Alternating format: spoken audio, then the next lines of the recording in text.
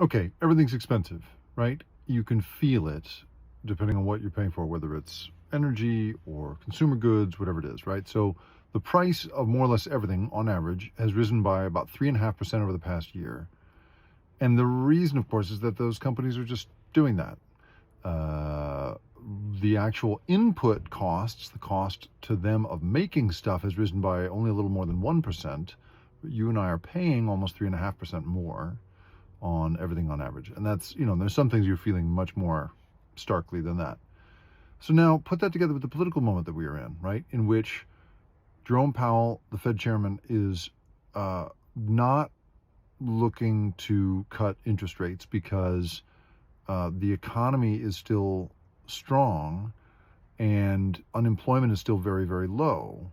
So when you and I want to borrow money, that's still very expensive and difficult. President Biden is, of course, being blamed for the economic feeling that we all have. But if you're the CEO of a major company, why would you lower prices, right? Instead, if you were really cynical, you could blame the Biden administration in some way for it. And the result is that President Trump is more likely to win because of the perception that the economy is doing poorly. And everyone is feeling, certainly, that everything's expensive. And as a result, Trump wins, and he will reward, of course, these companies with incredible tax cuts, about $3 trillion in estimated tax cuts for the wealthiest Americans and for big companies.